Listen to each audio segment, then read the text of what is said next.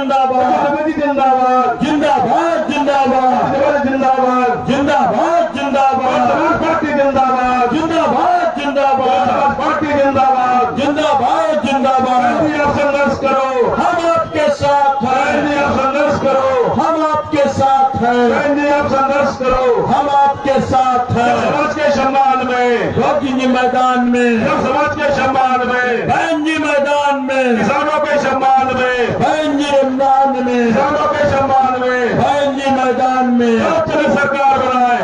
आदरणीय सतीश चंद्र मिश्रा जी मुखर्जी जी का आगमन मंच पर हुआ है। जोरदार तालियां बजा करके अभिनंदन करें, जिनका अभिनंदन आज इस कानपुर मंडल में औरैया जनपद में हो रहा। जोरदार तालियां बजा करके आज के मुख्य परम श्रद्धेय राष्ट्रीय महासचिव बहुजन समाज पार्टी श्री सतीश चंद्र मिश्रा जी मंच पर आप सभी लोगों का अभिनंदन कर रहे हैं। जोरदार तालियां बजा करके सभी लोगों का स्वागत करें, जोरदार तालियां बजा करके अभिनंदन करें। मुखर्जी जी का अभिनंदन, उन्हीं के साथ में पूर्व मंत्री हमारे नकुल दुबे जी का भी आगमन हुआ है। बहुत बहुत उनका अभिनंदन, स्वागत। सभी लोगों से अनुरोध है कि इधर बाईं और दाईं और सभी लोग बैठने का कष्ट करें। आज हजारों की संख्या में, लाखों की संख्या में आज बहुजन समाज पार्टी का जनसैलाब आज ये मंडल स्तरीय जनसभा में उमड़ा है। मैं सभी मीडिया वालों से अनुरोध कर रहा हूं कि पीछे भी मीडिया की दर्शक दीर्घा बनाई गई है, उसमें मीडिया पत्रकार बंधुओं की बैठने की व्यवस्था है। सभी लोगों से अनुरोध कर रहा हूं कि हमारे बीच में जो प्रदेश में युवाओं को जोड़ने का काम कर रहे हैं, हम सबके नेता कपिल मिश्रा जी का आगमन हुआ है। उनका भी जो खड़े होकर के अभिनंदन, उनका भी कपिल मिश्रा जी जो आपके बीच में उपस्थित हैं, जो प्रदेश में युवाओं के बीच में जोश भरने का काम कर रहे हैं, हमारे नेता कपिल मिश्रा जी का हार्दिक अभिनंदन। कपिल भैया जिंदाबाद, कपिल भैया जिंदाबाद।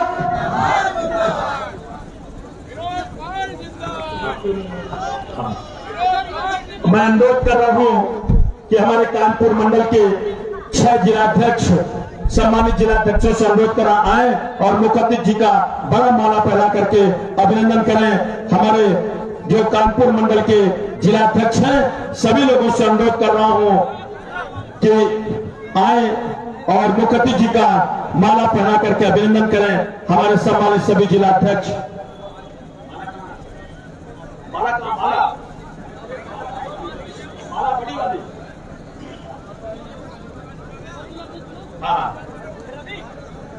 कानपुर मंडल के हमारे जिलाध्यक्ष श्री रामशंकर कुरिल जी, श्री प्रवीण शंखवार जी कानपुर देहात, शैलेंद्र दोहरे जी औरैया, शीलू दोहरे जी इटावा, नागेंद्र जाटव जी फरुखाबाद, बबलू गौतम कन्नौज। 6 जिलाध्यक्षों से अनुरोध कर रहा हूं कि आए और मुखर्जी जी का माला पढ़ करके अभिनंदन करें।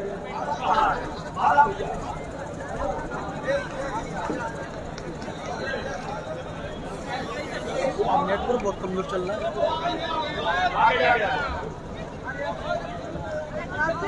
हमारे मुखर्जी जी का अभिनंदन हो रहा है। हमारे जिलाध्यक्ष जो कि आदरणीय, जोरदार तालियां बजाएं, हमारे मुखर्जी जी का अभिनंदन हो रहा है। सामने से तो हटिए, अरे सामने से हट जाओ भैया, और पीछे आइए। जोरदार तालियां बजा करके अभिनंदन, हाथ खड़े करके तालियां बजाएं।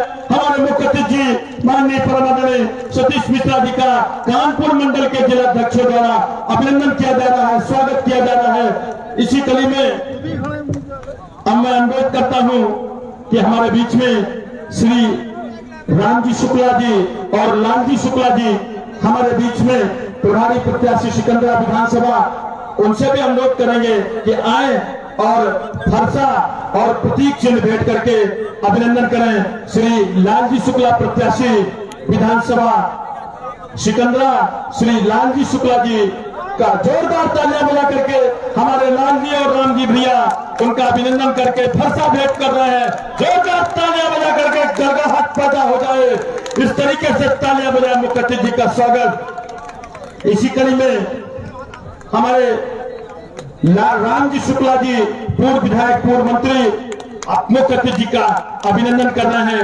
अनुरोध कर रहा हूं श्रीमती मधु गौतम जी प्रभारी प्रत्याशी विधानसभा बिल्हौर आए और बाबा साहब की मूर्ति का प्रतीक चिन्ह भेंट कर रही हैं। मधु गौतम प्रत्याशी विधानसभा बिल्लौर, इसी कड़ी में अनुरोध करेंगे लाल दुबे प्रत्याशी विधानसभा दिव्यापुर, उनसे अनुरोध कर रहा हूं कि आए और हाथी भेंट करें।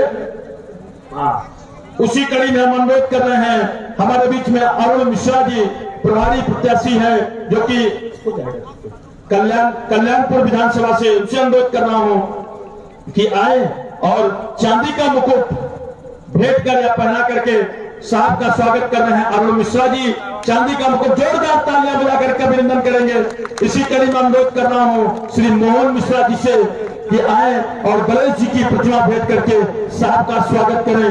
इसी कड़ी में अनुरोध कर रहा हूं मनसित दीक्षित जी प्रबंधक है राजन मेमोरियल प्रीमियम कानपुर, मावर कानपुर देहात, जो कि प्रतीक चिन्ह भेंट करके अभिनंदन कर रहे हैं। मनसित दीक्षित जी जोरदार तालियां बजा करके अभिनंदन कर रहे हैं। मैं उसी कड़ी में अनुरोध कर रहा हूं कि हमारे बीच में श्री प्रदीप दोहरे पूर्व जिलाध्यक्ष औरैया आए और साहब को प्रतीक चिन्ह भेंट करके अभिनंदन करें। अनुरोध कर रहा हूं हमारे प्रियांक शुक्ला जी ब्राह्मण भाईचारा के जो कि विधानसभा संयोजक हैं, उनसे भी अनुरोध कर रहा हूं कि जोरदार तालियां बजा करके हमारे प्रदीप दोहरे जी पूर्व जिलाध्यक्ष द्वारा साहब का अभिनंदन। इसी कड़ी में हम अनुरोध कर रहे हैं अरविंद मिश्रा जी जो कि राधा कृष्ण की मूर्ति ला करके साहब का अभिनंदन कर रहे हैं।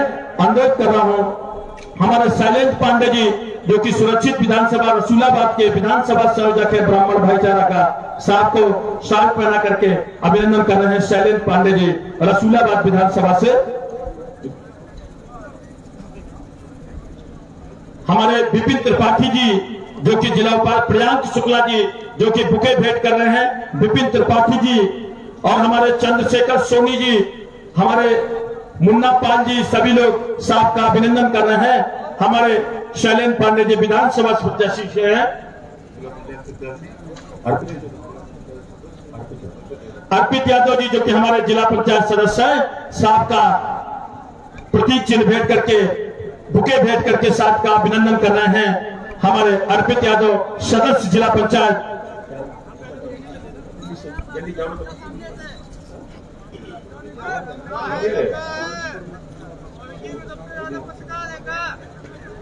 अनुरोध करेंगे अरविंद मिश्रा जी के हमारे बीच में श्री कपिल मिश्रा जी जो कि युवाओं को जोड़ने का काम प्रदेश में कर रहे हैं, उनको राधा कृष्ण की प्रतीक चिन्ह भेंट करके अभिनंदन कर रहे हैं। कपिल मिश्रा जी का, भैया अरविंद जी, कपिल मिश्रा जी का जोरदार तालियां बजाएं।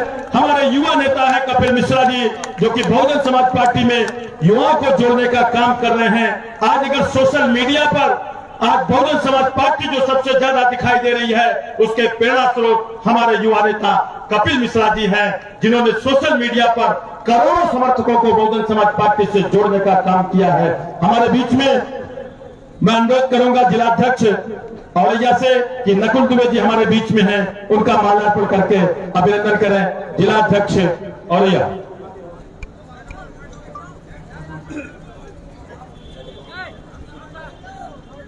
कार्यक्रम सभी सम्मानित साथियों से अनुरोध कर रहा हूं कुर्सियों पर स्थान ग्रहण कर लें। मैं अनुरोध कर रहा हूं बड़े आदर के साथ में बहुजन समाज पार्टी के युवा नेता जिन्होंने पूरे उत्तर प्रदेश में एक मुहिम चला रखी है, जिन्होंने युवाओं को जोड़ने का काम किया है, जो बहुजन समाज पार्टी की नीति और रीत से जोड़ने का काम किया है, हमारे यशस्वी छोटे भाई श्री कपिल मिश्रा जी से हम अनुरोध करते हैं आए और अपने विचारों को रखें। श्री कपिल मिश्रा जी।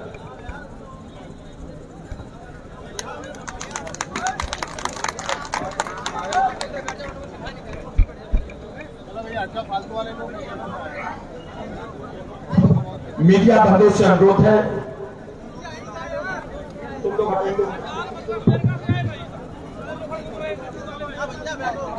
यहाँ मंच पे उपस्थित सभी गणमान्यजनों को और खास तौर से जो दूर दूर से आप सभी लोग जो आए आज हमारे आदरणीय पिताजी के विचार सुनने, उनकी बातें समझने, उन सभी को मेरे दिल से सादर प्रणाम। साथियों, हमें आदरणीय बहन जी के कार्यकाल के वक्त को याद करने की जरूरत है। उस समय सभी लोग कितने सुरक्षित थे, खास तौर से इस प्रदेश की महिलाएं आदरणीय बहन जी से अच्छा महिलाओं का दुख दर्द और कौन समझ सकता है। आदरणीय बहन जी का शासनकाल खत्म होते ही गुंडा राज शुरू हो गया है, जबकि जिसके चलते सबसे ज्यादा उत्पीड़न किसी के साथ हो रहा है तो वो हमारी महिलाओं के साथ हो रहा है। हर रोज आप अखबार खोलें तो कम से कम 5 से 6 महिलाओं के साथ हुए उत्पीड़न और शोषण की खबरें डेली छपती हैं। साथियों, इनके असली चेहरे को पहचानने की जरूरत है कि इनके कहने में और करने में कितना अंतर है। पिछले लगभग 10 साल से इस प्रदेश की सरकार को सिर्फ धोखा देने का काम पिछली 2 सरकारों ने करा है। इस सरकार ने, इसकी पिछली सरकार ने, इन्होंने 2 करोड़ नौकरियां देने का वादा किया था, बल्कि उसके बदले इन्होंने हर साल 2 करोड़ नौकरियां छीनने का काम किया है। कोरोना काल के वक्त जो लोग बेरोजगार हुए थे, जो अलग अलग प्रदेशों से मजबूरी में अपना काम भी छोड़ के वापस उत्तर प्रदेश आना पड़ा था, उनको आज तक रोजगार नहीं मिला है। और जब भी हमारे सर समाज के युवा साथी, चाहे महिलाएं हो चाहे वो पुरुष हो, जब भी अपनी नौकरी की मांग या रोजगार की मांग रखने इन तक जाते हैं तो इनको बदले में ये सरकार सिर्फ लाठी और डंडे ही देती है। आरक्षण के नाम पे भी ये सरकार सिर्फ धोखा देने का काम कर रही है। इन्होंने रेलवेज हो या और कोई भी सरकारी यूनिट्स हो, सब एक एक करके प्राइवेट कंपनियों के हाथों में बेचने का काम किया है। तो साथियों, यह हर कोई जानता है कि प्राइवेट कंपनियों में कोई आरक्षण नहीं चलता है, तो किस बात की सरकारी नौकरी पे। साथियों, वही उसी जगह आदरणीय बहन जी ने अपने कार्यकाल के वक्त 23,50,000 नौकरियां दी थी, जिसके चलते लगभग उस समय 1 लाख सफाई कर्मचारियों को नौकरी में रखा गया था। ये इनके खाली दिखावटी एडवर्टाइजमेंट स्वच्छता अभियान के नाम पे फर्जी प्रचार करने की तरह नहीं है। आदरणीय बहन जी जमीनी तौर पे काम करती हैं। साथियों, उस समय लगभग 2 लाख से ज्यादा टीचरों को नौकरियां दी गई थी। युवाओं के अच्छे भविष्य के लिए अनेकों school, colleges, IT college, engineering college, medical college, बल्कि कई यूनिवर्सिटीज खोली गई थी। साथियों, आदरणीय बहन जी के कार्यकाल के वक्त यमुना एक्सप्रेस वे बनाया गया, जिसने आगरा को दिल्ली से जो 5 घंटे की दूरी थी महज 2 घंटे में पूरा करने का जो काम कर रहा था। और जेवर एयरपोर्ट उसी के पास, जिसका आजकल आप लोग बहुत नाम सुन रहे होंगे। जेवर एयरपोर्ट का प्रपोजल आदरणीय बहन जी द्वारा रखा गया था और उसका जमीन भी उसी समय अधिग्रहण करके उसी समय उसके नाम पे रखा गया था। बल्कि ये नहीं कि जो आजकल आपने देखा होगा पूजा पाठ करके जेवर एयरपोर्ट के नाम पे अपना नाम बहुत वाहवाही लूट रहे हैं। यही वाहवाही उनको लूटनी होती तो 5 साल पहले जब इनकी सरकार बनी थी तो तब जाके ये पूजा पाठ क्यों नहीं कर दी। तब ये पूजा पाठ अगर कर दी होती और इनके मन में इच्छा होती तो अब तक वहां से हवाई जहाज उड़ रहे होते। साथियों, इनके कहने और करने में काफी फर्क है। ये लोग खाली एडवर्टाइजमेंट के द्वारा खाली अपने झूठे फर्जी प्रचार करते हैं, जिसके लिए 300 करोड़ पर मंथ हर महीना ये लोग खर्च करते हैं खाली अपनी तस्वीरें अखबारों में, होर्डिंगों में, टीवी के एड्स में खाली छापने के लिए और दिखाने के लिए। और हर महीना अगर 300 करोड़ है तो आप सोच सकते हैं साल में 3600 करोड़ और 5 साल में 18,000 करोड़ खाली ये अपनी तस्वीरें छापने में खर्च कर चुके हैं। उसकी जगह यही 18,000 करोड़ और अभी 6 महीने का तो हिसाब भी नहीं पता नहीं इलेक्शन आते आते कितने हजारों करोड़ इन्होंने अपने एडवर्टाइजमेंट में छापे और खर्च करे। अगर यही पैसा ये लोग युवाओं को रोजगार देने में, नौकरियां दिलाने में खर्च कर देते तो शायद इनको अपनी तस्वीरें छापने की जरूरत नहीं पड़ती। साथियों, मैं इसीलिए कहना चाहूंगा, आजकल सोशल मीडिया का जमाना है और सोशल मीडिया आजकल हर कोई इस्तेमाल कर रहा है, चाहे वो बड़ा से बड़ा शहर में कोई रह रहा हो या छोटे छोटे गांव में, हर किसी के पास मोबाइल फोन है, जिसका सबसे ज्यादा गलत इस्तेमाल अगर कोई कर रही है तो ये सरकार कर रही है अपने खाली झूठे प्रचार प्रोपेगेंडा फैलाने में। साथियों, मैं आप सबसे अनुरोध करना चाहूंगा कि आप सब लोग सोशल मीडिया के माध्यम से हमसे जुड़े। आपकी जो लोग हम तक नहीं पहुंच पा रहे हैं या दूर दूर प्रदेश में रहते हैं वो हम तक नहीं आ सकते, तो वो सोशल मीडिया के माध्यम से हमसे जुड़ सकते हैं, अपनी तकलीफें रख सकते हैं। और मैं आपको ये वादा देता हूं कि आपकी एक एक तकलीफ नोट करी जाएगी और आदरणीय बहन जी तक आपकी एक एक तकलीफ पहुंचाई जाएगी और उसका समाधान करने का पूरा प्रयास किया जाएगा। साथियों, इसीलिए मैं कह रहा हूं सोशल मीडिया का इस समय सबसे जरूरी इस्तेमाल करना आपको है और इनके हर दुष्प्रचार का, गलत प्रोपेगेंडा का खुल के विरोध करने की आपको जरूरत है, क्योंकि ये किसी की भी आवाज दबा तो सकते हैं लेकिन सोशल मीडिया के माध्यम से ये आपकी आवाज नहीं दबा पाएंगे। हर कोई खुल के अपनी बात रख सकता है। और साथियों, ये एक ऐसा हथियार है जिसको जो चाहे जब चाहे खुल के इस्तेमाल कर सकता है इनका विरोध करने में। तो मैं इसीलिए आप लोग से अनुरोध करूंगा, मेरे पास बातें बहुत है, वक्त कम है, क्योंकि आप सब लोग मेरे आदरणीय पिताजी की विचार सुनने आए, काफी देर से यहाँ बैठे हैं। तो मैं आप सबसे बस यही अनुरोध करना चाहूंगा कि आप लोग जो जो बातें, उनके विचार आप लोग सुने तो उनको यहाँ छोड़ के नहीं जाना है। उनकी बातें, उनके विचार घर घर जाके पहुंचाना है और हर जगह कोई भी आपको इस सत्ता के नशे में या ताकत में आपको डराने दबाने की कोशिश करे, खासतौर से इस प्रदेश की महिलाओं को, तो उनको बस एक चीज बोल देनी है कि आदरणीय बहन जी आ रही हैं। जो भी आपको डराने दबाने की कोशिश करेगा वो खुद ब खुद डर के अपने घर में कहीं बिल में छुप के बैठ जाएगा। तो जो भी डरा है उसको बता दे कि आदरणीय बहन जी 5वीं बार इस प्रदेश की मुख्यमंत्री बन के आने जा रही हैं। साथियों, इन्हीं शब्दों के साथ मैं आपसे आज्ञा लेना चाहूंगा। जय भीम, जय भारत, जय परशुराम। बहुत बहुत धन्यवाद। हमारे परम आदरणीय कपिल मिश्रा जी ने बहुत अच्छे विचार रखे। इन विचारों को हमें जन जन तक पहुंचाने का काम करना है। मैं आमंत्रित करता हूं जिन्होंने प्रदेश में हम सभी लोगों को जोड़ने का काम किया है, दिन रात हम लोगों के बीच में मेहनत करते हैं, उत्तर प्रदेश सरकार के पूर्व कैबिनेट मंत्री परम श्रद्धेय बड़े भाई श्री नकुल द्विवेदी को आमंत्रित करता हूं। जोरदार तालियां बजा करके आदरणीय नकुल द्विवेदी का अभिनंदन करें। परम आदरणीय नकुल द्विवेदी।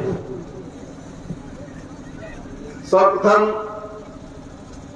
भारतीय संविधान के रचयिता परम पूज्य बाबा साहब भीमराव अम्बेडकर एवं बहुजन समाज पार्टी के संस्थापक माननीय कांशी राम साहब को श्रद्धासुमन अर्पित करते हुए आज कानपुर मंडल की इस विशाल जनसभा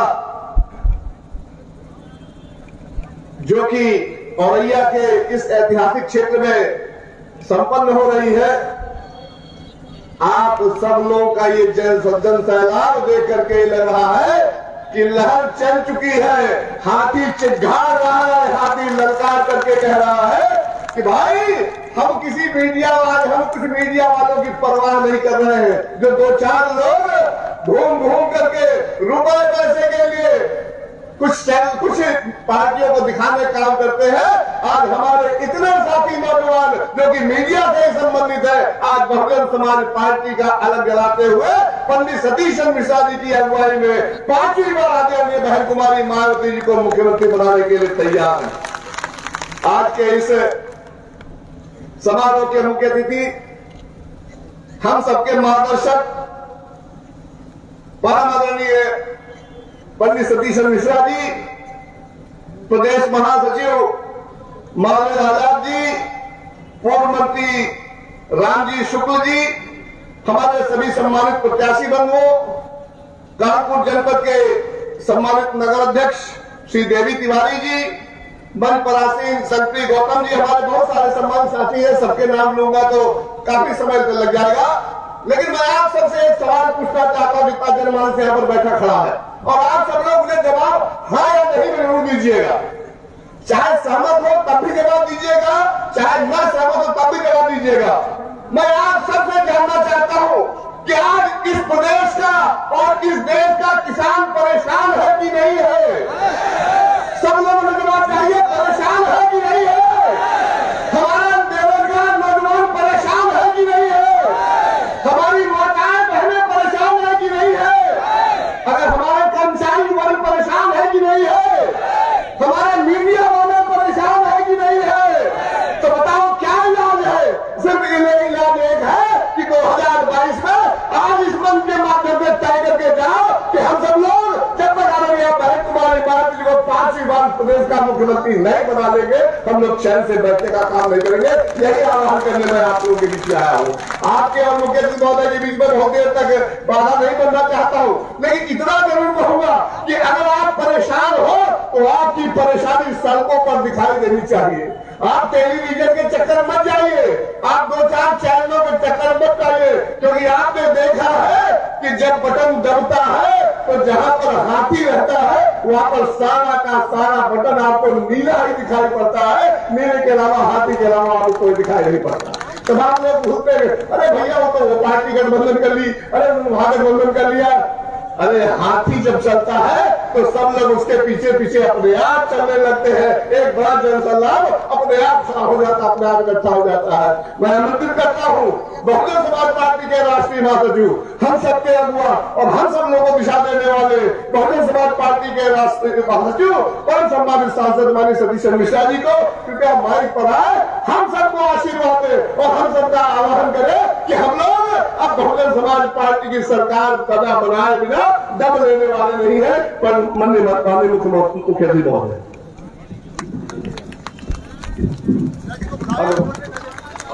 हेलो, जोरदार नारा सभी लोग लगाएंगे।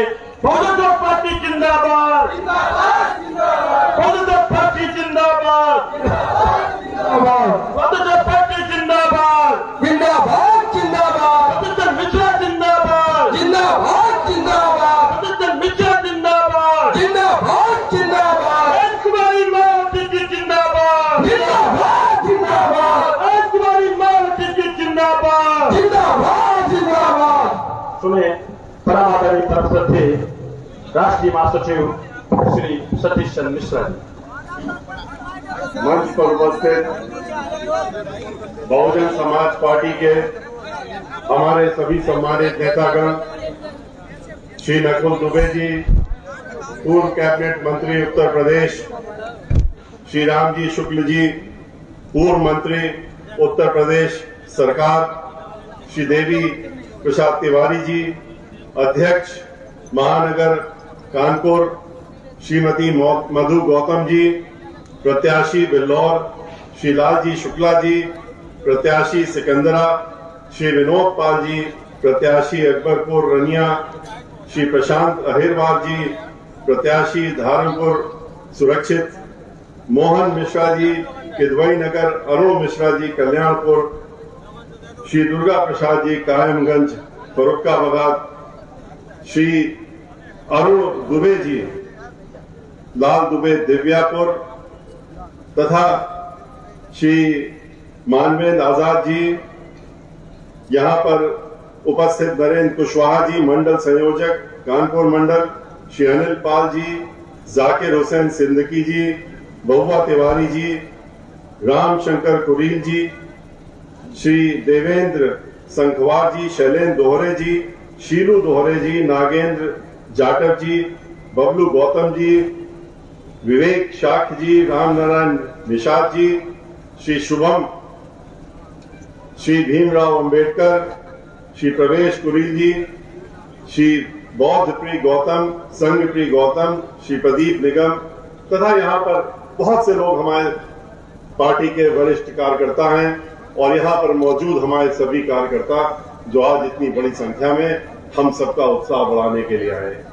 मीडिया के साथियों, भाइयों, आज 17 तारीख हो गई है और 17 तारीख के बाद इस महीने में सिर्फ 13 दिन बचते हैं। पहली तारीख या दूसरी तारीख को चुनाव की घोषणा होना निश्चित है, क्योंकि पिछली बार भी 2017 में 3 जनवरी को हुई थी। अगर 3 जनवरी भी मान लें तो आज से हमारे पास सिर्फ और सिर्फ 15 दिन बचे हैं। इन 15 दिनों में आपको अपना भविष्य बनाने के लिए, इस प्रदेश का भविष्य सुधारने के लिए, आने वाली पीढ़ियों को उनका सही रास्ता उनको आगे चल के मिले, उसके लिए आपके पास ये 15 दिन का समय है। और इन 15 दिनों में आप जितनी मेहनत कर लेंगे, जितना अपनी ताकत लगा लेंगे, उतना ही आप अपना और बहुजन समाज पार्टी का, हम लोगों का जनाधार बढ़ाने का काम करेंगे। बहुजन समाज पार्टी की लगभग पहले 75 जिलों में हमने मीटिंग की थी, आपके जिले में भी आए थे, प्रबुद्ध सम्मेलन किए थे और बहुत बड़ी संख्या में, जैसे आज आप इतनी बड़ी संख्या में, हजारों की संख्या में यहां पर इकट्ठा हैं और इतनी देर से बैठे हैं। इसी प्रकार से उस समय भी जो 23 जुलाई से शुरू किया था हमने, उसमें हौसला बढ़ाने के लिए हमारे बीच में लोग आए थे। और उसके बाद जो ये मंडल के कार्यक्रम चल रहे हैं, इन मंडलीय कार्यक्रम में जिस तरीके से जन सैलाब बहुजन समाज पार्टी के कार्यकर्ताओं का, समर्थकों का आ रहा है, इससे ये हम दावे के साथ कह सकते हैं, और जिसकी तरफ से हम आपके बीच में आए हैं, जिनका संदेशा लेके आपके बीच में आए, जिनकी बातों को आपके सामने रखने के लिए बीच में आए हैं, हमारी सबकी नेता बहन कुमारी मायावती जी को आपका संदेशा पहुंचाने का काम भी करेंगे।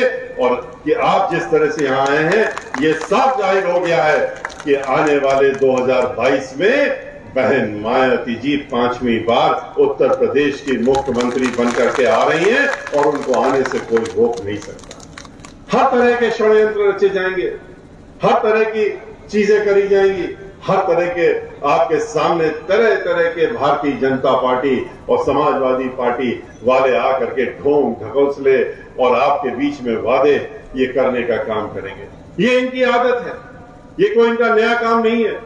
ये पिछले चुनाव में भी आप करिए कि इसी तरीके से ये लोग आपके बीच में आकर के चुनावी वादे करके, लोगों को धोखा दे करके, धोखे में रख करके और उसके बाद उनका वोट लेकर के और फिर भूलने का काम करते हैं। यही इनकी सोच होती है। आपने देखा कि भारतीय जनता पार्टी जब पिछली बार सरकार बनाने के लिए घूम रही थी, कौन से वादे इन्होंने किए आपके बीच में, हर तरह के वादे किए और एक भी वादा पूरा करने का काम नहीं किया।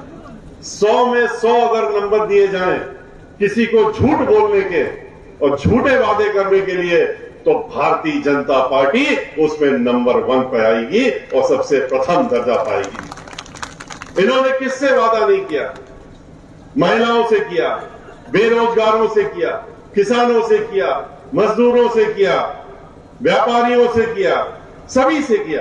कहा कि हम आपको, महिलाओं से कहा कि हम आपको सुरक्षा देंगे, आप हमको वोट दीजिए, आप लोग तो 50% हैं, आप हमें वोट दीजिए, हम आपको सुरक्षा देंगे। क्यों? महिलाओं ने सोचा कि भाई समाजवादी पार्टी की सरकार चल रही थी और समाजवादी पार्टी की सरकार तो सभी लोगों को मालूम है कि जब समाजवादी पार्टी की सरकार आती है तो पूरे उत्तर प्रदेश में जिस दिन से उनके मुखिया जो ओथ लेते हैं, उसके बाद से उसी समय से उत्तर प्रदेश में गुंडागर्दी, माफियागर्दी, दहशतगर्दी, डकैती, फिरौती, बलात्कार, दंगे, फसाद, हर चीज शुरू हो जाती है। उनकी पहचान ही यही बनी हुई है। समाजवादी पार्टी मतलब उनकी यही पहचान है। तो उससे परेशान होकर के महिलाओं ने सोचा कि भारतीय जनता पार्टी हमको सुरक्षा देने की बात कर रही। उन्होंने उनको वोट दे दिया और वोट देने के बाद क्या मिला? आज हम अपनी बात नहीं कहते हैं, हम अपने आंकड़े आपके सामने नहीं रखना चाहते हैं। हम तो जो सरकारी आंकड़े हैं, जो उनकी एनसीआरबी की रिपोर्ट कहती है, जो उनकी खुद की संस्था होती है केंद्र सरकार की, वो कहती है कि उत्तर प्रदेश में हर 2 घंटे में एक महिला के साथ में बलात्कार होता है और उसके साथ में दुराचार होता है। हर 2 घंटे में। क्या इसी तरह की सरकार, इसी तरह की सुरक्षा मांगी थी महिलाओं ने? किस तरीके से हाथरस में बहुत दूर नहीं है आपके यहां से, किस तरह से एक दलित महिला, दलित बेटी के साथ में उसका बलात्कार होता है और उसके बाद जब उसकी जान चली जाती है तो उसके बाद क्या होता है वो तो और भी भीभत्स होता है। बलात्कार पहले भीभत्सकार हुआ, उसके बाद उसका मृत शरीर भी उसके परिवार वालों को देने से मना कर दिया। उत्तर प्रदेश के मुखिया ने, उनके मुख्यमंत्री जो उत्तर प्रदेश के हैं, उन्होंने कहा, निर्देश दिया लखनऊ से बैठ करके कि हम अपने मोबाइल में देख रहे हैं, हम अपने टेलीविजन में लाइव देख रहे हैं और हम देखना चाहते हैं। अपने जिला मजिस्ट्रेट से कहा कि उनकी उस लड़की की मृत शरीर को उनके परिवार वालों को मत देना। उनके परिवारजनों को तालों में बंद कर दिया गया, सिक्जों के पीछे मां को बंद कर दिया गया। रोती रही, चीखती रही, बिलखती रही कि चेहरा तो दिखा दो, लेकिन नहीं दिखाया क्योंकि मुख्यमंत्री का आदेश था कि नहीं देना है, इसमें हमारे ही अपने लोग मुजरिम हैं, उनको हमें बचाना है। हमारे ही लोग इसमें जो है, जिनको हमें बचाना है, वो लोग इसमें फंसे हुए हैं, इसलिए इसका शरीर मत देना। और देखा आपने क्या हुआ। उसके बाद रात के 2:30 बजे मिट्टी का तेल डाल करके पुलिस वालों ने उसका शरीर जलाने का काम किया। पूरा उत्तर प्रदेश, पूरा देश शर्मसार हुआ, पूरा विश्व में हम लोगों के सर झुका, लेकिन उनको असर नहीं हुआ। जब उन्होंने देख लिया कि शरीर जल गया, तभी उन्होंने जिला अधिकारी से कहा कि बहुत अच्छा काम किया, अब तुम चिंता ना करना। उसके बाद आपने देखा किस तरीके से महिलाओं के साथ में पूरे प्रदेश में हुआ। चाहे वो कानपुर ले लीजिए, चाहे वो इलाहाबाद ले लीजिए, चाहे वो झांसी ले लीजिए, चाहे वो बिठूर ले लीजिए, हर जगह महिलाओं के साथ में, लखनऊ ले लीजिए, किस तरह से दुराचार और बलात्कार की एक छड़ी सी लगे। किस तरह से पंचायत के चुनाव में चीरहरण तक करने का काम इनके अधिकारियों और पुलिस वालों के सामने महिला के साथ हुआ, वो भी सबने जो एक टेलीविजन के सामने देखने का काम, तस्वीर देखने का काम किया। लेकिन इनको कोई फर्क नहीं पड़ता है।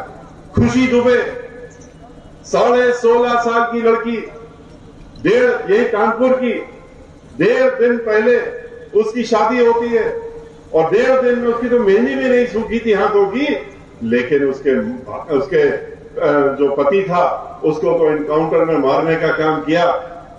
लेकिन उसके बाद उस लड़की को भी उठा ले गए, खुशी दुबे को ले जाकर के और जेल में बंद कर दिया। 16.5 साल की लड़की को, क्या वो बहुत बड़ी दुर्दांत अपराधी थी? वो तो कहीं दूसरे शहर से होकर के, शादी होकर के उस घर में आई थी, लेकिन आज तक उसकी बेल नहीं होने दी। और बेल क्यों नहीं होने दी? क्योंकि वो एक ब्राह्मण परिवार की लड़की थी। और ब्राह्मणों को आप जानते हैं किस तरह से उत्तर प्रदेश में, जिस तरह से दलितों के ऊपर अत्याचार इन्होंने किए हैं, जिस तरह से दलितों की हत्याएं हो रही हैं, जिस तरह से दलितों के परिवारों में हर तरह की, चाहे वो बलात्कार हो, जो चीजें हो, सब करवाने का काम कर रहे हैं इस सरकार में, उसी तरह से ब्राह्मणों को भी इन्होंने बख्शा नहीं है। 500 से ज्यादा ब्राह्मण के लोगों को मौत के घाट उतार दिया गया, 100 से ज्यादा एनकाउंटर करा दिए। और उसी सिलसिले में खुशी दुबे ब्राह्मण परिवार की थी, इसलिए उसको ले जाकर के मुखिया का, उत्तर प्रदेश के मुख्यमंत्री का खास आदेश जारी हुआ कि इसकी बेल नहीं होनी चाहिए, किसी हालत में बेल नहीं होनी चाहिए। उसके लिए चाहे झूठे और फर्जी कागजात तैयार करने पड़े, गवाही तैयार करनी पड़े, वो करने का काम करो। और वही करने का काम किया गया, उसकी बेल खारिज कराने के लिए। उसके साथ साथ में परिवार में जो महिलाएं काम कर रही थी, घर का काम करने वाली महिला, उसको भी उठा ले गए। उसके साथ में उसकी 6 साल की लड़की और 3 साल के बच्चे को भी नहीं बख्शा, उसको भी ले जाके जेल में बंद करके रखा है। और आज तक इनको जेल के अंदर रखा हुआ है। जिस तरीके से हाथरस में रेणु शर्मा नाम की लड़की को अभी पिछले महीने, जो कि एक महिला थी, ब्राह्मण परिवार की महिला थी और राजनीति में थी, पूर्व ब्लॉक प्रमुख थी, उसके साथ में भारतीय जनता पार्टी वाले उससे खफा हो गए, नाराज हो गए, राजनीतिक द्वेष से उसको जेल में भेजने का काम कर दिया, झूठे इल्जाम लगा के जेल में भेज दिया। उसके बाद मामला उसका जब कोर्ट में गया, उसको बेल मिल गई। लेकिन निर्देश तो लखनऊ से था कि इस ब्राह्मण परिवार की महिला को राजनीति में बहुत आगे आगे चल रही है, किसी भी हालात में जेल से बाहर नहीं निकलना चाहिए, बेल हो गई तो हो जाने दो। और यही हुआ, 15 दिन तक उसको जेल से बाहर नहीं आने दिया। 16वें दिन जब जेल से बाहर आई वो, तो उसका मृत शरीर बाहर आया। वो मर गई अंदर जेल के अंदर, उसका मृत शरीर बाहर आने दिया।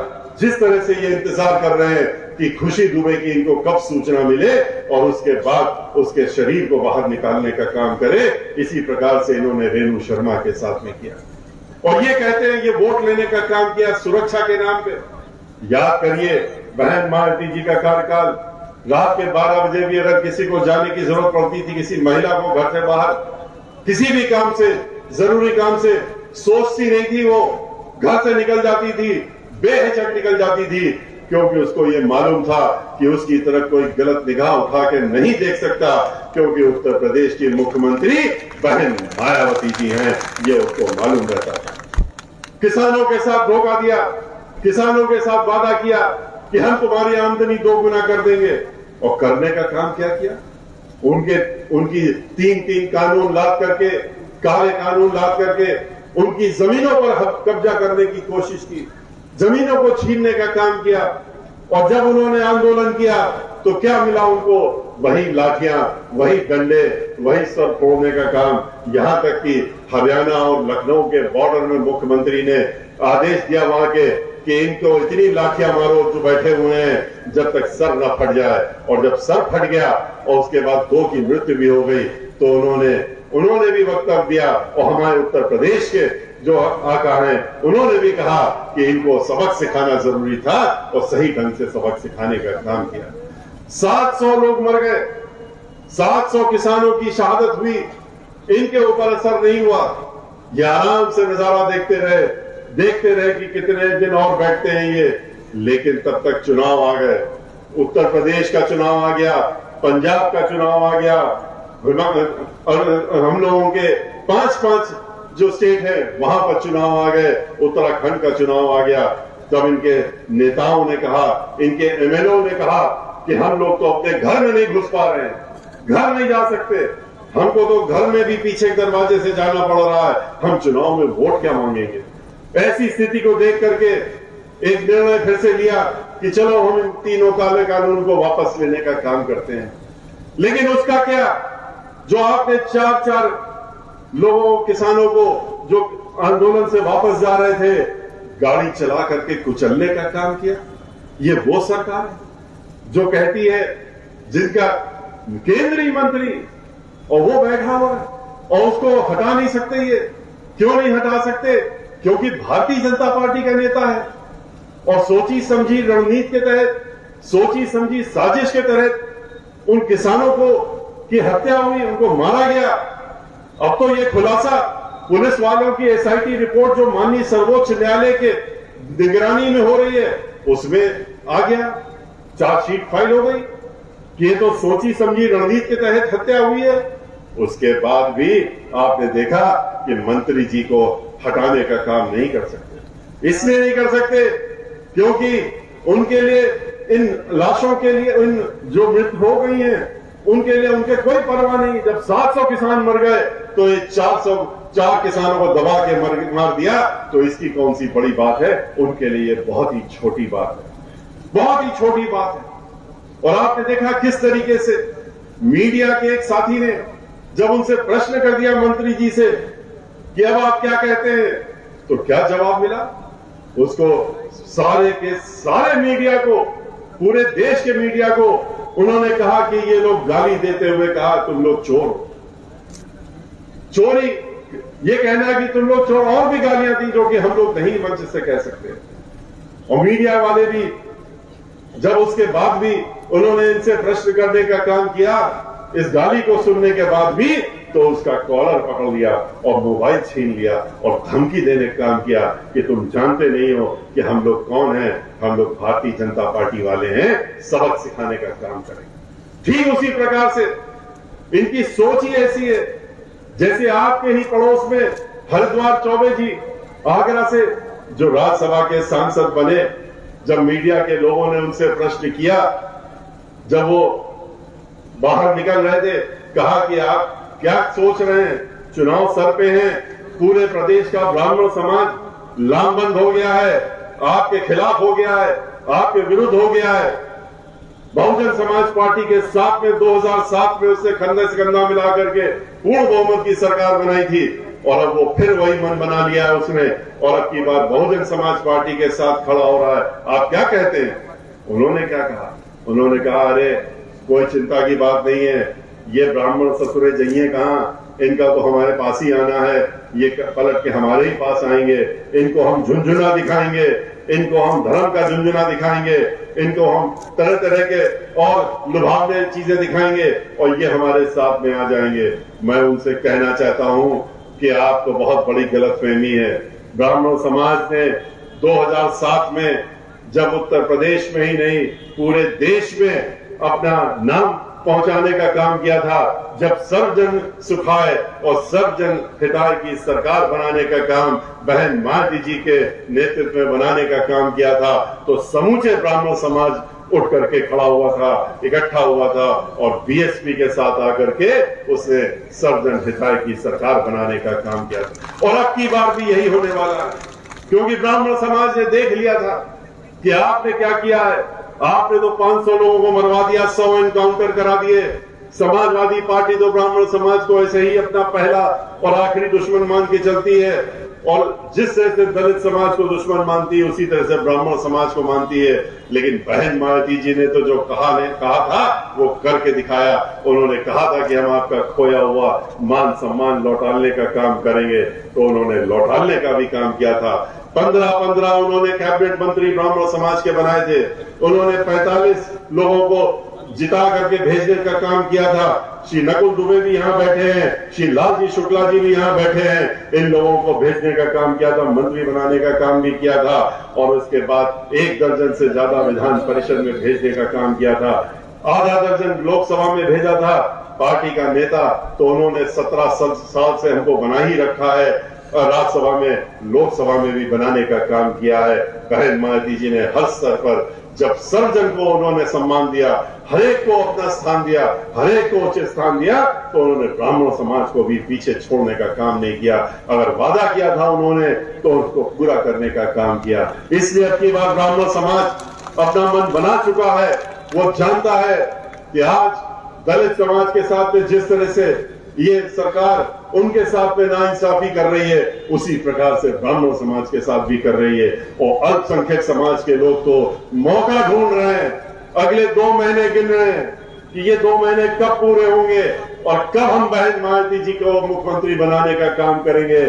जिस तरह से उनको आतंकित करने का काम किया है, जिस तरह से डराने धमकाने का काम किया है, उसका बदला लेने के लिए वो सब के सब तैयार बैठे हैं। वो भूल नहीं सकते कि समाजवादी पार्टी की सरकार में किस तरह से 134 101 2 नहीं, 10-20 नहीं, 100 नहीं, 134 दंगे हुए थे उत्तर प्रदेश में। और ये बहन मायावती जी की सरकार में ठीक उसी के विपरीत एक छोटा सा भी दंगा फसाद तो छोड़िए, एक छोटा सा झगड़ा भी नहीं होने पाया था, क्योंकि भाईचारा बना करके बहन मायावती जी ने सरकार चलाने का काम किया था। इसलिए आज इन दोनों पार्टियों का चेहरा इनके सामने आ चुका है। कहा था 2 गुनी आमदनी कर देंगे किसानों से, इन्होंने तो नहीं किया। 25 रुपए देने का काम किया है, वो भी चुनाव के ठीक पहले। जब चुनाव आ गया तो 5 रुपए महीने के हिसाब से बढ़ाने का काम किया है गन्ना का मूल्य। लेकिन बहन मायावती जी जब उनकी सरकार थी उन्होंने कोई वादा नहीं किया था, उन्होंने कुछ नहीं कहा था कि हम 2 महीने की सरकार 2 गुना बनाने का काम करेंगे। लेकिन किसान उनके दिल में बसते हैं, गरीब उनके दिल में बसते हैं। उनके दिल में चाहे किसी भी जात किसी भी धर्म का गरीब व्यक्ति हो, उनके दिल में बसता है, उनके बारे में सोचने का काम करती हैं। इसीलिए उन्होंने अपनी सरकार में जो गन्ना का मूल्य 125 रुपए था उसको बढ़ा करके 250 रुपए करने का काम, 2 गुना करने का काम बहन मायावती जी ने किया। ये लोग नाटक करते हैं, ढोंग करते हैं, जाते हैं गरीबों के यहाँ, झोपड़ियों में जाते हैं, खाना खाते हैं, दस्तरखान लगा करके और उसके बाद मीडिया को भी ले जाते हैं, दिखाने का काम करते हैं। देखिए हम तो दलित के घर में आए हैं, हम तो गरीबों के घर में आए हैं, हम खाना इनके साथ जमीन में बैठ के खा रहे हैं, बड़े बड़े इनके नेता। लेकिन ये भी तो बताने का काम करें। अगर बता भी देंगे तो मीडिया की मजबूरी होती है कि वो दिखा नहीं सकता, क्योंकि उनके आकाओं के ऊपर जो मीडिया के मालिक हैं उनके ऊपर इन्हीं का जोर चलता है। इसलिए उनकी मजबूरी होती है, वरना वो असलियत दिखाने लगे तो वो ये भी दिखा देंगे कि 5 दिन पहले से उन घरों में जिसमें जाने की योजना बनाते हैं उसको पहले साफ सुथरा करने का काम करते हैं, लीप पोतने का काम करते हैं, नए बर्तन ला करके रखने का काम करते हैं, खाना भी बाहर से बना करके और वहां पर पहुंचा देते हैं और फिर कहते हैं कि हमने परोस करके खाना यहां खाया। बहन मायावती जी इस तरह का नाटक नहीं करती हैं। मीडिया के लोग हमसे पूछ रहे थे कि वो क्यों नहीं झोपड़ी में जाती। मैंने उनसे कहा कि वो दिखावे की राजनीति नहीं करती हैं, वो इस तरह का नाटक करने का काम नहीं करती हैं। हाँ करती हैं, क्या करती हैं? बहन मायावती जी जो झोपड़ी में रहते हैं, गरीब लोग जो झोपड़ियों में अभी भी रह रहे हैं, जो झोपड़ियों में रह रहे थे लोग, उनको झोपड़ी से बाहर निकाल करके और उनके लिए 2-2 कमरे का पक्का मकान मुफ्त देने का काम बहन मायावती जी ने किया। 20 लाख मकान दिए थे मानवर काशीराम जी की योजना में, 2-2 कमरे के हर जिले में, और 1 लाख जो मकान और बन रहे थे, 80 लाख मकान जो और बन रहे थे पूरे उत्तर प्रदेश में, समाजवादी पार्टी की सरकार ने आते ही उसको बंद कर दिया था। वरना बहन मायावती जी की योजना थी कि अगले 5 वर्ष में उत्तर प्रदेश में एक भी गरीब व्यक्ति हमको झोपड़ी में न मिले, अपने मकान में सम्मानजनक तरीके से रह रहा। जिस तरीके से उन्होंने, लोग ये आते हैं कहते हैं कि हम आपको लैपटॉप देंगे, हम आपको मोबाइल देंगे बेरोजगारों से। बेरोजगारों से तो क्या वादा किया था इन्होंने? अभी आपके सामने कपिल मिश्रा ने रखा कि कहा था हम 2 करोड़ नौकरियां देंगे, और नौकरी लेने का काम किया, देने का काम तो नहीं किया। और जब वो लोग गए लाठी डंडे खाए तो उसके बाद सलाह क्या देते हैं? कहते हैं तुम लोग तो बहुत ज्यादा पढ़े लिखे हो, पीएचडी होल्डर हो, इंजीनियर हो, डिग्री होल्डर हो, तो एक सलाह देते हैं तुमको, और सलाह ये देते हैं कि तुम जाओ और पकौड़ा बेचने का काम करो, तुम लोग पकौड़ा बेचो। ये सलाह दे रहे हैं उनको। पकौड़ा बेचना, खुंचा लगाना, ठेला लगाना, ये हम लोग कोई, हमारी पार्टी कोई बुरा नहीं मानती। हमारी पार्टी तो गरीबों के लिए बनी, गरीबों के लिए काम करती है, दिन रात इनके लिए लगी रहती है, लेकिन धोखा देने का काम नहीं करती। कि आप पढ़े लिखे नौजवान साथियों को, जो जिनके माता पिता ने अपने पूरे जीवन की पूंजी लगा करके उनको पढ़ाया लिखाया कि डिग्री हासिल करके नौकरी पाएंगे, उनको आप ये करते हैं। और फिर कहते हैं चुनाव आता है, आजकल घूम रहे हैं, एक पार्टी कह रही है मोबाइल दे रहे हैं, एक पार्टी कह रही है लैपटॉप देंगे, कोई कहता है घुस देंगे। ये 10,000 12,000 रुपए देने का काम वोट खरीदने के लिए जो ये लोग कर रहे हैं चुनाव के पहले, बहन मायावती जी ये नहीं करती है। आप लोगों ने भी सुना होगा, उन्होंने 9 अक्टूबर को जब 5 लाख से ज्यादा लोग इकट्ठा हुए थे अभी मानवर काशीराम जी की पुण्यतिथि में, परिनिर्वाण दिवस पे लखनऊ में, तो उन्होंने वहां अपने मंच से क्या कहा था? उन्होंने कहा कि बार हमारी सरकार बनने दीजिए और हमारी पहली प्राथमिकता जो होगी यहाँ के इस प्रदेश से बेरोजगार दूर करने की होगी और बेरोजगारों को नौकरी देने की बात है। उन्होंने कहा हम ये नहीं चाहते कि ये अपंग हो जाए 5,000 और 6,000 का मोबाइल लेकर के या 1,000 रुपया महीना पा करके। हम चाहते हैं कि इनके हाथ में हर महीने तनख्वाह के 50,000 रुपए आए, जिससे ये अपना जीवन चला सके, अपने परिवार का जीवन भी सम्मानजनक चला सके। और ये उन्होंने करके दिखाया। 23 लाख नौकरियां पूरे देश में नहीं दे पाए, उन्होंने 5 साल में देने का काम किया। इन्होंने तो क्या किया, समाजवादी पार्टी ने जो वित्त विहीन अध्यापक थे उनसे कहा कि हम आपको, आप परेशान मत होइए, आप हमको वोट दे दीजिए। 20 लाख से ज्यादा आप लोग हैं, परिवार मिला के 1 करोड़ हैं, आप अपना वोट हमको दे दीजिए, हम आपको सम्मानजनक मान दे देंगे। जब नहीं मिला, 5 साल निकल गए, तो भारतीय जनता पार्टी वाले आ गए। उन्होंने कहा उन्होंने धोखा दिया है, हम आपको देने का काम करेंगे, आप हमारे साथ में आइए। इन्होंने सोचा कि ये तो धर्म की बात करते हैं, ये तो बड़े धर्म वाले हैं, ये तो जो बोल रहे हैं वही करेंगे। वो इनके बहकावे में आकर के उन्होंने इनको वोट दे दिया। इस 1 करोड़ लोगों को, 20 लाख परिवार को इन्होंने धोखा देने का काम किया। एक नया पैसा नहीं दिया, न उनकी नियमावली बनाई, न पैसा दिया। जब उन्होंने विधानसभा के सामने आंदोलन किया तो उनको दिया क्या इन्होंने? फिर उसी तरह से जो भी आंदोलन करता है उसको सीधे ये लाठी डंडे और उसका सर फोड़ने का काम करा। यही इन्होंने उस दिन भी किया, सर फोड़ने का काम किया। एक महिला जिसके सर में चोट लगी थी, महिला टीचर थी, उसने तो फिर अपना जा करके विधानसभा के सामने सर मुड़वाने का काम किया। मीडिया के लोगों ने पूछा आपने सर क्यों मुड़वा लिया? उन्होंने कहा हम इस सरकार की अंत्योष्टि आज यहां पर कर रहे हैं, उसकी घोषणा कर रहे हैं, अब इसकी अंत्योष्टि निश्चित है, इसीलिए हम अपना सर मुड़ा रहे हैं। अगले दिन मुख्यमंत्री जी इतना नाराज हो गए इस वक्तव्य को देख करके, इतना बौखला गए कि उन्होंने क्या कहा, ऐसी बात कह दी जो कोई सोच नहीं सकता। टीचरों के बारे में, गुरुओं के बारे में बोले कि ये टीचर लोग, ये आज इनके ऊपर जो लाठियां पड़ी, आप कह रहे क्यों पड़ी, ये आज घूम रहे सड़कों में, ये इसी लायक है। और क्यों है ये भी हम बताते हैं, ये इसलिए इस लायक है क्योंकि ये पापी हैं। इन्होंने पिछले जन्म में पाप किए थे, पिछले जन्म में इन लोग बड़े दुष्कर्म किए थे और इसीलिए इस जन्म में ये टीचर बन गए। और जब टीचर बन गए पाप करके, तो इनके साथ में ऐसा ही व्यवहार होना चाहिए। इस तरह की सोच किसके लिए? अध्यापकों के लिए। आज यही अध्यापक जब हमारे पास आए, आज से 2 महीने पहले, इन्होंने सब बातें बताई, अपनी समस्याएं बताई। हम उनको अपनी पार्टी की नेता मुखिया बहन मायावती जी के पास ले गए। उन्होंने उनकी बातें सुनी और उन्होंने कहा कि उन लोगों ने, टीचरों ने कहा उनसे कि आपके समय में हमको जो मिला उसी समय मिला, हमको वोट का अधिकार मिला, एमएलसी चुनने का अधिकार मिला।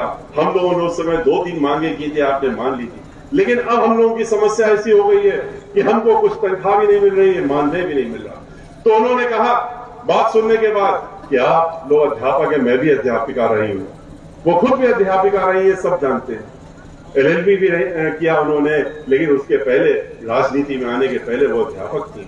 और उन्होंने कहा अध्यापक के बारे में इस तरह की सोच सुन करके हमको अफसोस हो, लेकिन मैं आपको वादा करती हूं कि मेरी सरकार आने दीजिए, आते ही हमारे जो पहले निर्णय होंगे उनमें से आपके लिए एक निर्णय होगा कि आपकी समस्या को हम हमेशा के लिए कैसे सुलझाने का काम करें, ये मेरी जिम्मेदारी होगी। और ये सभी जानते हैं कि बहन मायावती जी जो कहती है फिर वो करके दिखाती है। और ये बात फिर उन्होंने 7 सितंबर को लखनऊ में, जब हजारों की संख्या में ब्राह्मण समाज के लोग इकट्ठा हुए थे और जब बहन मायावती जी उनसे बात कर रही थी, तब उन्होंने दोहराने का काम भी किया था। इसलिए आज ये जो धर्म के नाम पर धर्म का मुखौटा लगा के आपके सामने आते हैं, फिर आएंगे वोट मांगने का काम करेंगे, तरह तरह के आडंबर करेंगे, तरह तरह के ढोंग करेंगे, टेलीविजन, अखबार जो भी खोलेंगे आप, उसमें उसी तरह के इनके चेहरे, उसी तरह का उनका तरीका दिखेगा। कहीं तिलक दिखेगा, कहीं आपको गेरुआ वस्त्र दिखेगा।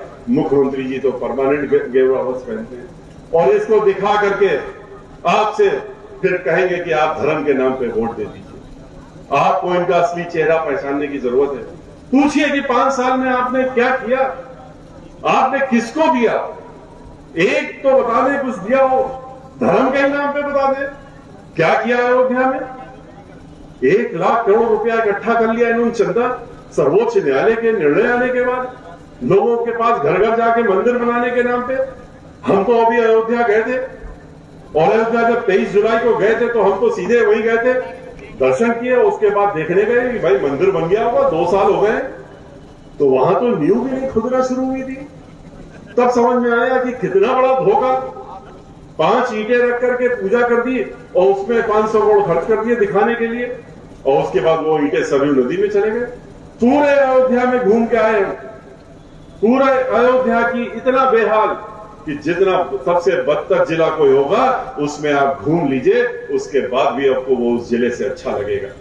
वहां की सड़कें, वहां की चीजें, सब का सब बेहाल। कहा जाता है हर बजट में, अभी भी बजट पास हुआ, उसमें भी अयोध्या के नाम पे बजट, कहां जा रहा है वो बजट? अरे भाई आप ठीक है, समझ में आ रहा है, मंदिर का चंदा, बजट का चंदा, आप अपनी पार्टी, अपने विज्ञापन जो 300 करोड़ रुपया महीना लगाते हैं उसमें खर्च कर रहे हैं, लेकिन फिर भी तो पैसा बच रहा होगा, उसको कहां लगा रहे हैं? जिस दिन हम गए हमने ये बात खुलासा की, और फिर मीडिया के लोग भी गए, उनको भी कुछ नजर नहीं मिला। तब अगले दिन मुख्यमंत्री जी अयोध्या जाते हैं पीछे पीछे, और जा करके वहां पर फावड़ा उठा करके कुछ लोगों को बुला के अपने साथ ले गए, और फावड़े से मट्टी खुदवाने का काम कहा और कहा देखो देखो न्यू खोद रहे हैं और न्यू खोद रहे हैं। तो ये वो लोग हैं, इनका आपको असली चेहरा पहचानने की जरूरत। हम लोगों की पार्टी ढोंग ढकासला नहीं करती है। जितने भी स्थान हो, किसी भी धर्म के हो, हम लोगों ने उसको बढ़ाने का काम किया, उस स्थान को सुधारने का काम किया, समग्र विकास करने का काम किया। चाहे अयोध्या हो, अयोध्या में सरयू नदी जो है उसका विकास किसने किया? बहुजन समाज पार्टी। वहां पर परिक्रमा होती है, परिक्रमा की सड़क को चौड़ा करके ठीक करने का काम किसने किया? बहुजन समाज पार्टी। वहां पर सीवर लाइन नहीं थी पूरे अयोध्या में, पानी पीने की लाइन नहीं थी, वाटर लाइन नहीं थी, किसने किया? बहुजन समाज पार्टी। वहां पर सीवेज ट्रीटमेंट प्लांट कई करोड़ों का किसने बनाया? बहुजन समाज पार्टी। लेकिन इन्होंने क्या किया? इन्होंने सिर्फ दिखावे का काम किया। वृंदावन में किसने किया? 550 करोड़ रुपए खर्च करके बहुजन समाज पार्टी ने समग्र विकास करने का काम वृंदावन का किया। वो तो मैंने अपनी खुद की देखरेख में किया था, इसलिए मुझको मालूम है। पूरे परिक्रमा स्थल चाहे 29.5 किलोमीटर का हो, पूरा बनवाने का काम किया। कच्ची सड़क, पक्की सड़क, हर तरीके का। वहां पर पूरे वृंदावन में सीवर नहीं था, सीवर लाइन डलवाया, वाटर लाइन डलवाया। वहां पर अस्पताल नहीं था तो 100 बेड का नया अस्पताल बनाने का काम किया। बस अड्डा नहीं था, बस अड्डा देने का काम किया। बिजली चली जाती थी, बिजली घर बनवाने का काम किया। मेला लोग चाहते थे, मेला खुलवाने का काम किया। विधवा आश्रम नहीं था, विधवा आश्रम बनवाने का काम किया। हर तरह की चीजें करी, लेकिन हम लोगों ने ढोल नहीं बजाया। हम लोगों ने धर्म के नाम पे ढपली नहीं बजाई। हमने उसके नाम पे वोट नहीं लिया। हमने उसको दिखावे का काम करने का काम नहीं किया। हम लोगों ने इस तरह से जितने भी अलग अलग धर्म है, सब जगह जाकर के काम करने का काम किया। बिठूर में जाकर के, कानपुर, आप कहीं कानपुर शहर में बिठूर है, सभी जानते हैं, लव कुश का स्थान है। सीता जी वहां रही थी। वहां पर जाकर के 150 करोड़ रुपए खर्च करके पूरे वाल्मीकि आश्रम, महेश वाल्मीकि आश्रम को ठीक करा, उसको बनवाने का काम किया। सीता रसोई, सीता मंदिर सब बनवाने का काम किया। पूरा समग्र विकास करने का काम किया, लेकिन ढोल नहीं बजाने का काम किया। ये लोग तो सीता का नाम ही नहीं लेते। क्या बात है, क्या कारण है? कई बार हम इनसे मंच से भी सवाल कर चुके हैं, कोई जवाब नहीं देता भारतीय जनता पार्टी वाले। ये सिर्फ राम का नाम लेते हैं, और राम बिना सीता राम हो ही नहीं सकते। लेकिन ये सीता का नाम नहीं लेते हैं, और इसीलिए खाली राम के नाम पे नारे लगाते हैं।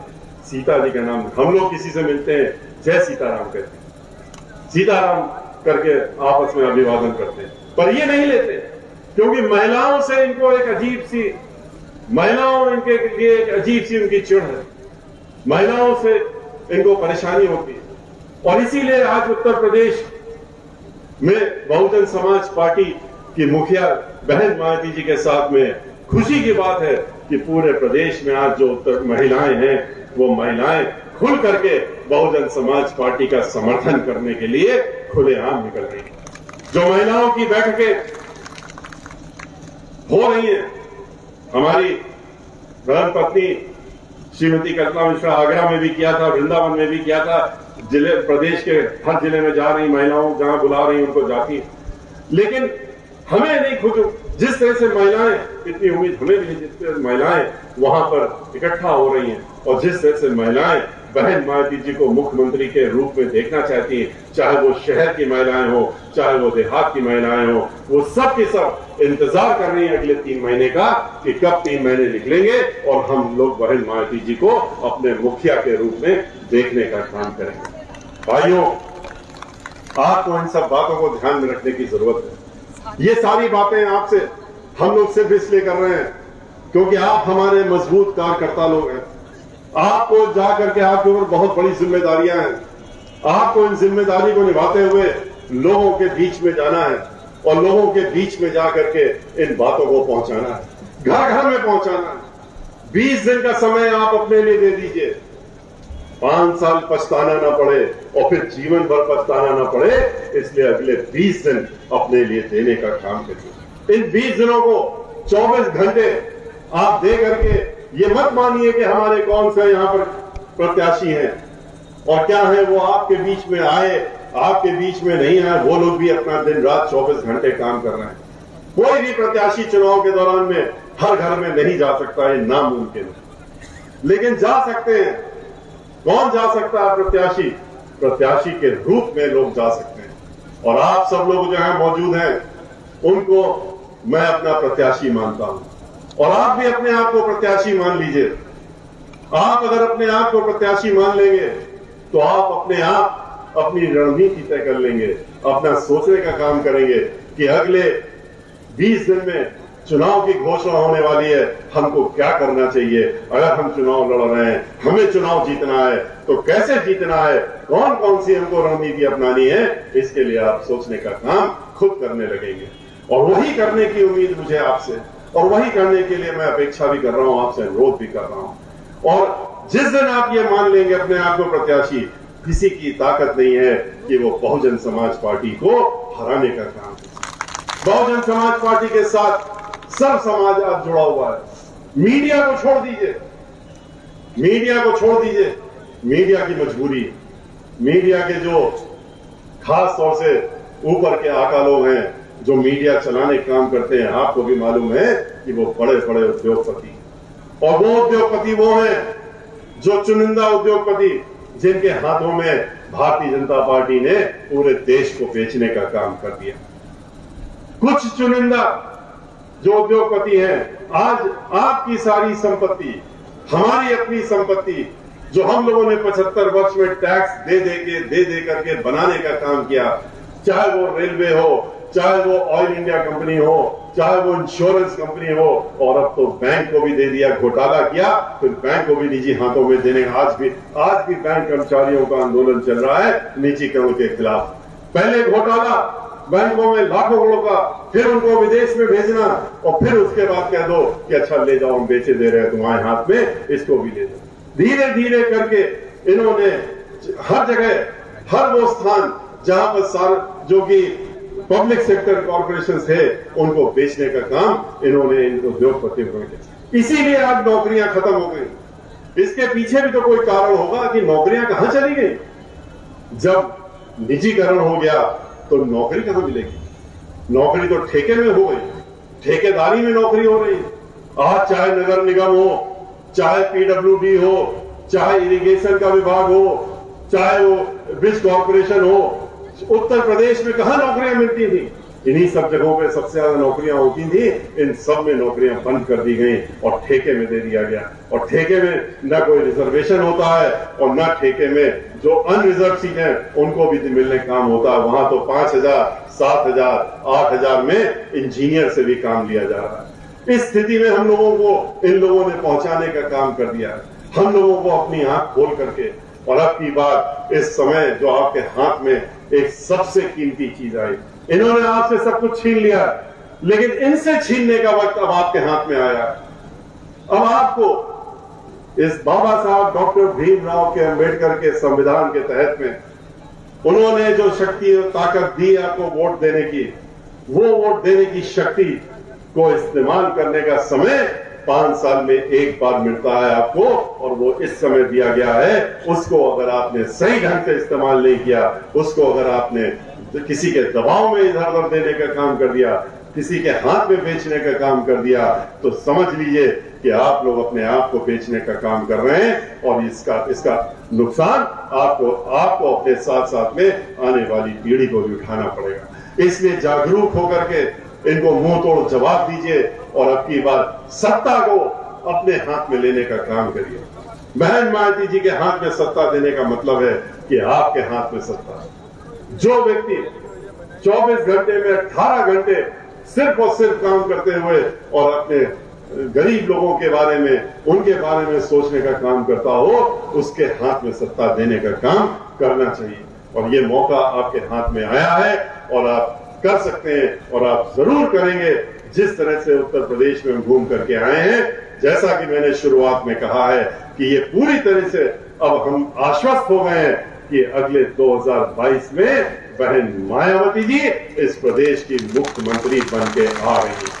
मैं अपनी बात समाप्त करने के पहले ये जरूर चाहूंगा कि अगर आपको हमारी बातें समझ में आ गई हैं, और आप हमारी बात को अपने साथ में ले जाकर के औरों के बीच में पहुंचाने का संकल्प ले रहे हैं और ये भी संकल्प ले रहे हैं कि अब की बार हम बहन मालती जी को उत्तर प्रदेश का 5वीं बार मुख्यमंत्री बनाएंगे तो एक बार खड़े होकर के अपने दोनों हाथ उठा करके और हमको इशारा कर दीजिए, हम भी समझ जाएंगे कि आप हमारे साथ में हैं और हमारी बातों। बहुत बहुत धन्यवाद, बहुत खुशी हुई आपको देख करके इस उत्साह को बढ़ाते हुए, बहुत बहुत धन्यवाद।